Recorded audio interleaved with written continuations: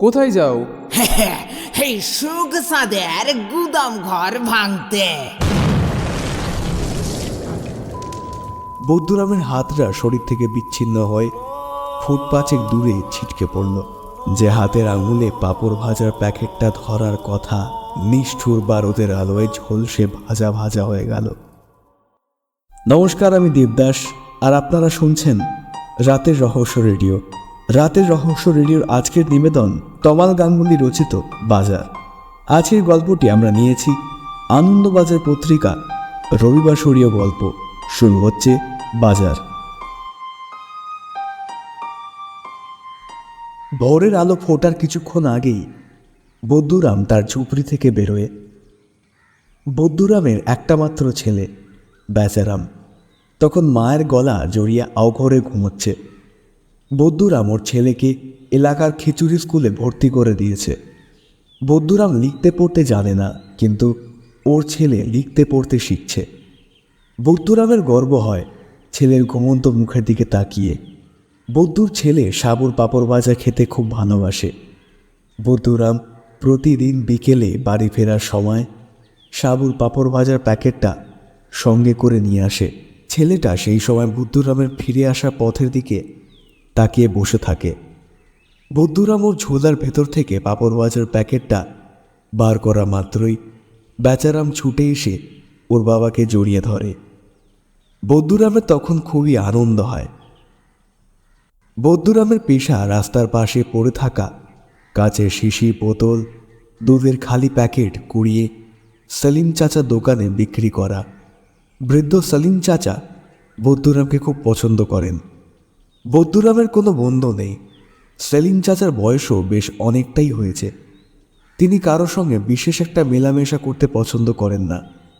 মাঝে মাঝে যখন বৌদ্ধরাম ওর ঝোলা নিয়ে দুপুরবেলা সেলিম চাচার দোকানে আসে, তখন দুজনে নিজেদের মধ্যে বেশ অনেক কথাবার্তাই বলে। বেশি কথা সেলিম চাচাই বলে, বৌদ্ধরাম কেবল ঘাড় নেড়ে সায় দেয়। বৌদ্ধরাম বোকা হতে পারে, কিন্তু সুবিধে অসুবিধে হলে হাত পাতার জন্য যে এই একটা মানুষই আছে, সেটা বৌদ্ধরাম কখনো বলে না। বৌদ্ধরাম ওর হাতের ছোট্ট টর্চটা জ্বালিয়ে নিয়ে তেল চিটে বস্তাটা কাঁধে ফেলে পিচের রাস্তায় এসে দাঁড়ায়। শীতের রাত, কুয়াশার চাদরে ঢাকা রাস্তা। বৌদ্ধরামের গন্তব্য গ্রামের একদম শেষ প্রান্তে অবস্থিত সুখচাঁদের গুদামঘর। সুখচাঁদ এলাকার নামকরা মোস্তান। গুদামঘরটা সুখচাঁদের ঠিক। গ্রামের হাটের আনাজ ব্যবসায়ীদের থেকে তোলা নেয়া থেকে শুরু করে জলা জমি ভরাট করা, মাটির রাস্তা পাকা করার বরাত পাওয়া ঠিকাদারের থেকে কাটমানি আদায় করাই সুখচাঁদের আসল কাজ। আবার শুধু আদায় করাটাই আসল কাজ নয়, ঠিক ঠিক জায়গায় ঠিক ঠিক ভগ্নাংশ পৌঁছেও দিতে হয়। এইসব শর্ত নির্ভুল পালন করে মাত্র কয়েক বছরের মধ্যেই সুখচাঁদ গোটা গ্রামটাই নিজের আয়ত্তে নিয়ে ফেলেছে।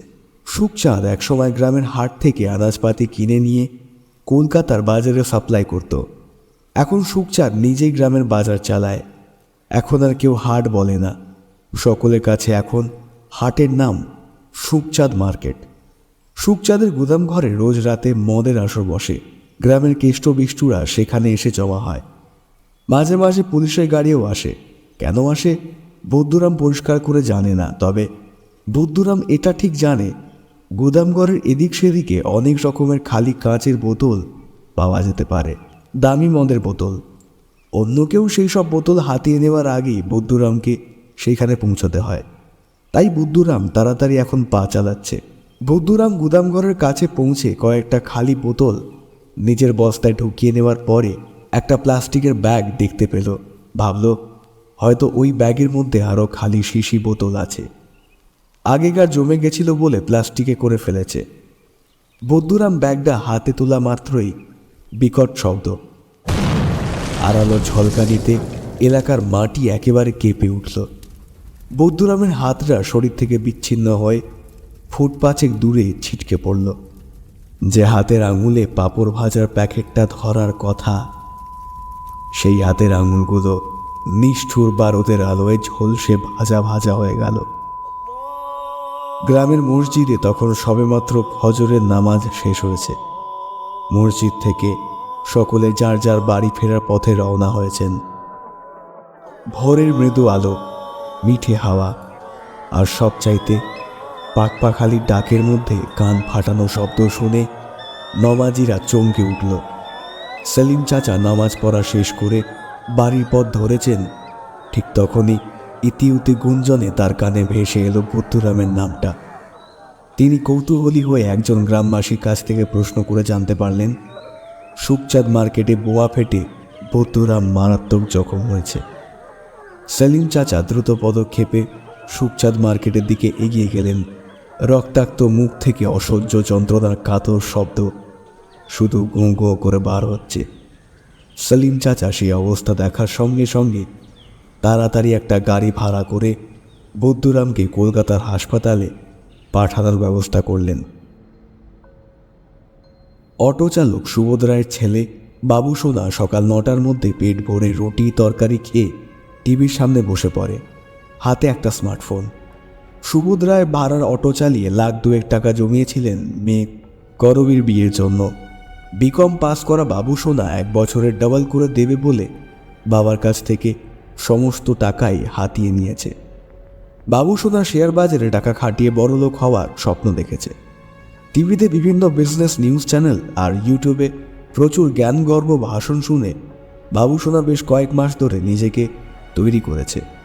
একটা বড় ব্যাংকের মাধ্যমে নিজের নামে একটা ডিম্যাট অ্যাকাউন্টও খুলেছে। সেই কোম্পানি কোনো শেয়ার কিনতে হবে, কত টাকায় কিনতে হবে, এই সব পরামর্শ দেয়। বাবু সোনা ইতিমধ্যে বেশ কিছু কোম্পানি স্টক কেনাবেচা করে কয়েক মাসে $1,000 কামিয়ে ফেলেছে। ক্যান্ডেলস্টিক চার্ট প্যাটার্ন মোটামুটি রপ্ত করে ফেলেছে বলে বাবু সোনার আত্মবিশ্বাস বেশ তুঙ্গে। তখন আত্মবিশ্বাসী বাবু সোনা অপশন ট্রেডিং করবে বলে ঠিক করে ফেলল। জায়গা বুঝে টাকা লাগাতে পারলে মুনাফা গুণে শেষ করা যাবে না। অপশন ট্রেডিং ছাড়া রাতারাতি বড়লোক হওয়া অসম্ভব। বাবু সোনার কাছে কম সুদে নিরাপদ বিনিয়োগ মানে সময়ের অপচয়। বাবু সোনা সকাল থেকে অনেক চিন্তাভাবনা করার পরে মার্কেট বন্ধ হওয়া ঠিক আগে নিজের সমস্ত টাকা দিয়ে পছন্দ মতো শেয়ারের প্রচুর লট কিনে ফেলল। মার্কেট বাড়বেই, আর তখনই ছেড়ে দেওয়া যাবে হাতের পাঁচ। রাতারাতি বড়লোক হওয়ার এই সুযোগ রোজ রোজ আসে না। এই অযৌক্তিক যুক্তির উপর নির্ভর করে বাবু সোনা টিভি বন্ধ করে পাড়ার ক্লাবে তাস মেটাতে চলে গেল। বাবু সোনা টেনে টুনে বিকম পাস করলেও জ্ঞানগম্যে বিশেষ নেই বললেই চলে। যুধিষ্ঠির যত ভালো পাশা খেলোয়াড়ই হন না কেন, অতৃষ্ট মাঝে মাঝে শকুনি মামার ভূমিকায় অবতীর্ণ হন, আর তখন হাতের দান হাতেই থেকে যায়, কিছু করার থাকে না। হাসপাতালে ওটির টেবিলে বুদ্ধুরাম অচেতন হয়ে শুয়ে আছে। একটু পরেই জেনারেল সার্জন ডক্টর অরুণাভ ডুবে আসবেন বুদ্ধুরামের শরীরে ভেতরে সেরিয়ে যাওয়া স্প্লিন্টারের টুকরো বার করতে। ওটি রুমে ঢোকার ঠিক আগেই ডক্টর অরুণাভর মোবাইলে একবার টুম করে একটা শব্দ হলো। তিনি যেন এই শব্দটারই বেশ অনেকক্ষণ ধরে অপেক্ষা করছিলেন। শেয়ার বাজার নিয়ে কাজ করা এক বিখ্যাত রিসার্চ কোম্পানিতে তিনি নাম লিখিয়েছেন। মাসে $50,000 করে সেখানে বিনিয়োগ করে থাকেন তিনি। ওদের পরামর্শ অনুসারে চলেই ইতিমধ্যে তিনি $1,05,000 গানিয়ে ফেলেছেন। ডক্টর অরুণাভ ভালো করে মেসেজটি পড়ার পরে $1,00,000 পছন্দসই শেয়ারের পুট অপশনে লাগিয়ে দিয়ে মোবাইল ফোনের স্ক্রিনের দিকে এক দৃষ্টিতে তাকিয়ে রইলেন। একজন জুনিয়র ডাক্তার ঠিক তখনই এসে বলল, স্যার, পেশেন্টের অবস্থার অবনতি হচ্ছে। ডক্টর অরুণাভ সেই জুনিয়র ডাক্তারটির দিকে কঠিন দৃষ্টিতে তাকালেন। জুনিয়র ডাক্তার সেই দৃষ্টির সামনে আর দাঁড়াতে সাহস পেল না। আধ ঘন্টা পরে ডক্টর অরুণাভ যে ট্রিগার প্রাইস ঠিক করে রেখেছিলেন তার নির্বাচিত শেয়ারের ইন্ডেক্স নিচে নামতে নামতে সেই সূচক স্পর্শ করল। ডক্টর অরুণাভ $1,00,000 প্রফিট বুক করে যখন ওটিতে ঢুকলেন, বুদ্ধুরামের জীবন প্রদীপ তার কিছুক্ষণ আগেই নিভে গেছে। হায় রে বাজার। বাবু সোনা ঠিক তার আগের দিন তার বেছে রাখা শেয়ারে কল অপশনের একটা লট কিনেছিল $500 করে। বোনের বিয়ের জন্য রাখা বাবার পুরো $1,02,000 লাগিয়ে বাবু সোনা নিজের উত্তেজনা কমানোর জন্য অনেক রাত পর্যন্ত ক্লাবে বসে মদ খেল। পরের দিন বাবু সোনার ঘুম ভাঙতে বেশ দেরি হলো। ঘুম ভাঙার সঙ্গে সঙ্গেই বাবু সোনা নিজের মোবাইলের ডিম্যাট অ্যাকাউন্টে লগ ইন করে হতভম্ব হলো। গতকাল এক একটা লট সে 500 টাকায় কিনেছিল। মোট 2 লাখ টাকার অনেক লট। 500 টাকার এক একটা লটের দাম রাতারাতি কমে এখন মাত্র 10 টাকায় এসে দাঁড়িয়েছে। 2 লাখ টাকার কানাকড়ি আর বেঁচে নেই। যেটুকু আছে শকুনি ব্রোকার সেটাও হজম করে নেবে। লট কেনার সময় ব্রোকার টাকা নেয়, আবার বেচার সময়ও টাকা নেবে। বাবুসোনা এটা জানে না, শেয়ার মার্কেট যে শ্রেণীর মানুষদের জন্য, বাবুসোনা সেই শ্রেণীর ধারের কাছেও পৌঁছানোর যোগ্য নয়। বাবুসোনার মতো নিম্ন আয়ের উপযুক্ত শিক্ষাহীন মানুষদের শেয়ার বাজারে ভল্লুকদের দল উপর থেকে থাবা মেরে একেবারে রক্তাক্ত করে দেয়। শেয়ার বাজারের সাপ লুডোর খেলায় বাবুসোনার মতো মানুষেরা সবসময় সাপের মুখেই পড়তে বাধ্য হয়, আর যারা মই বেয়ে ওপরে উঠতে পারে তাদের মই ধরে রাখার মতো মানুষের অভাব হয় না। এমনই এক ক্ষেত্র, গভীর পড়াশুনো, নির্বিচ্ছিন্ন পর্যবেক্ষণ আর ভাগ্যদেবীর কৃপা না থাকলে কিছু মেলে না। অন্যের মুখে ঝাল খেয়ে ঝুঁকি নেওয়াটা বোকামি, সেটা সব ক্ষেত্রেই। বাবুসোনার বোন করবীর বিয়ের জমানো টাকা চেটে পুটে খেয়ে সশব্দে ঢেকুর তুলল বাজার। হতাশা আর আত্মগ্লানিতে বাবুসোনা নিজের ঘরের সিলিং ফ্যান থেকে ক্যান্ডেলস্টিক প্যাটার্নের হ্যালিংম্যানের মতো ঝুলে পড়ল। হায় রে বাজার। বুদ্ধুরামের মৃত্যুর খবরটা সারা গ্রামে দাবানলের মতো ছড়িয়ে পড়ল। বৃদ্ধ সেলিম চাচা সেই খবর শুনে একটা শক্ত লাঠি নিয়ে দোকান থেকে রাস্তায় এসে নামলেন। সেলিম চাচার ছেলে মহসিন তাড়াতাড়ি এসে বাবার পথ আটকে দাঁড়িয়ে বলল, আব্বা, কোথায় যাও? সেলিম চাচা ছেলের দিকে না তাকিয়ে বলে উঠলেন, সুখচাঁদের গুদাম ঘর ভাঙতে। একজন দুজন করে গ্রামের মানুষ সেলিম চাচার সঙ্গী হতে শুরু করল। এতদিন যারা মুখ বুঝে সুখচাঁদের শত অত্যাচারে সহ্য করতে বাধ্য হয়েছে, তারাও হাতের সামনে যে যা পেল তাই নিয়ে সুখচাঁদের গুদাম ঘরের সামনে তারা এসে উপস্থিত হলো। 2-4 জন মানুষ নিয়ে সেলিম চাচা এগিয়ে যাচ্ছিলেন। কিছুক্ষণের মধ্যেই প্রতিবাদী মানুষের সংখ্যাটা 1000 ছাড়িয়ে গেল। চোখের নিমেষে সুখচাঁদের দোকান আর গোদাম মাটিতে মিশে গেল। মারমুখী জনতার সামনে সুখচাঁদের মোস্তান বাহিনী ল্যাজ গুটিয়ে পালালো। বোকা বুদ্ধুরাম নিজের জীবনের বিনিময়ে গ্রামের মানুষদের ঐক্যবদ্ধ হওয়ার মন্ত্র শিখিয়ে গেল।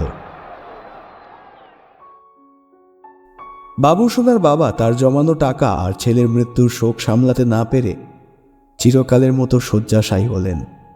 সংসারের হাল ধরতে বাবুসোনার বোন করবী এখন রোজ সন্ধ্যায় বাজারে আসা যাওয়া করতে শুরু করেছে। এই বাজারে নারী শরীরের ন্যায্য দাম দেয়। দুনিয়া একটা বাজার, বাজারে সকলেই আসতে পারে, কিন্তু বাজার সকলের জন্য নয়।